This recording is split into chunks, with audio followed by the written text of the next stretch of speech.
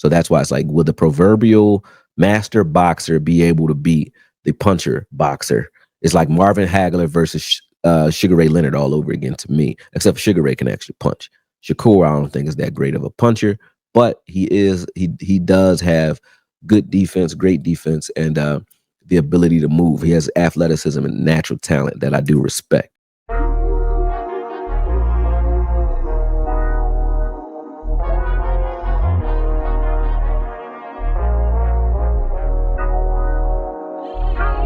Another one that people keep talking about, everybody talks about this fight. I want to see it at some point. I think it should have happened already, and it should be about to happen now, if not, right? But Shakur versus Tank. Everybody wants to see that fight, right? A lot of people look at Shakur Stevens' style, and you got some people on Tank side, you got some people on Shakur's side, you got people like me who are indifferent and say, hey, I don't really care who wins, but I would love to see those styles clash. But me personally, the way I look at that fight, I look at Tank as a high IQ puncher boxer. You know, he can punch. He looks to punch first. A puncher boxer is a guy that looks to hurt you, but also has a high boxing IQ, like a Marvin Hagler type of guy, right? He's looking to hurt you, but he can box if it come down to it. You know what I'm saying? Not everybody can do that, right? Some people are boxer punchers, or some people are pure boxers. You know, like a Purnell's a pure boxer. You know, you got guys like Bernard, who's a boxer puncher, meaning he'll punch on you, but he's not looking to knock you out. He'll let the knockout come to him. You know what I mean? You got, I would say that Crawford is a puncher boxer. He's looking to hurt you, but he also has a high boxing IQ. And he can box if he has to, and he can adjust, right? So that style, when you look at Tank's style, and I've seen him with Frank Martin, Ryan Garcia, Roley, you've seen him lull guys to sleep with his IQ. He'll let you even go up on points with him, right? That's why I looked at Roach's fight as impressive, because he did that to Roach too. He'll try to lull you to sleep, and then he'll turn up on you in like the 7th or 8th round. Tank will turn up on you, and you'll see a whole different ball game. He'll start opening up after he lets you kind of wear yourself down trying to hurt him. And he'll stand right in front of you and stalk you, and you landing punches like Leo Santa Cruz, right? He'll let you land punches, and you're thinking, oh, I'm hurting the guy. Frank Martin, you think I'm hurting the guy. Roley, you think I'm hurting the guy, right? He right in front of me. Ryan Garcia, he throwing for the fences, and then boom, he put your lights out, right? Tank has a very high boxing IQ, even when boxing other southpaws, which I've watched him do successfully.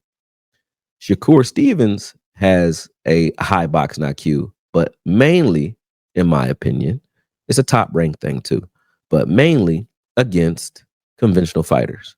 The way he fought De Los Santos, right? I think it's Edwin De Los Santos. The way he fought him on the back foot, moving, pretty much running for most of that round, most of the fight, that was against a puncher boxer, or a puncher southpaw. And I said, well, you don't have the angle advantage. And when you don't have the angle advantage, he couldn't control distance half as good as he usually does against a conventional fighter. A lot of southpaws have this problem. Errol Spence is one of them, right?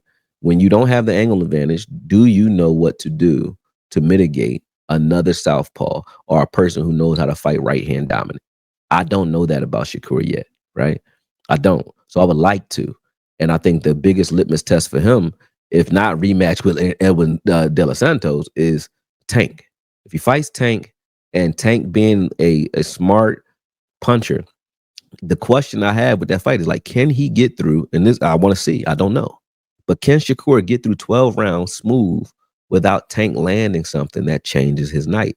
Now, in his last fight, you saw Shakur actually get hit a couple times, and it's like, okay, that's cool. He still dominated that fight, right? But if Tank were to hit you in those same situations, could you weather that the same way? And that's the question that you have when it comes to Shakur. And I don't know. So that's why it's like, will the proverbial master boxer be able to beat the puncher boxer? It's like Marvin Hagler versus Sugar Ray Leonard all over again to me, except Sugar Ray can actually punch.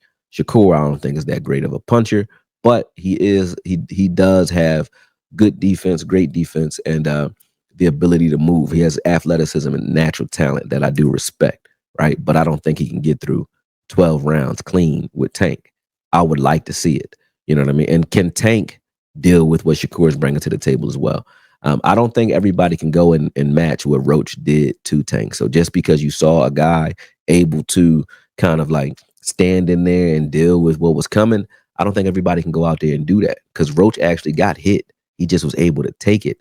And his lack of fear came from the fact that they grew up together. They kind of know each other, so him and Shakur know each other as well. But that fight to me, it's so foggy. I want to see it. I can't wait to see that fight. So I do agree with you there. That's a fight that needs to happen and should happen. Next up, though, the thing they got on this. So let me see what you guys are saying in the comments before we go to the next one. One of the best boxing channels I ran into. Salute. Oh, I appreciate that, Brody. I appreciate that 100% because we knew. So for you to say that, man, you're touching me cortisone. Ain't the cortisone in the heart? I don't know. But my heart goes out to you, bro. I appreciate that.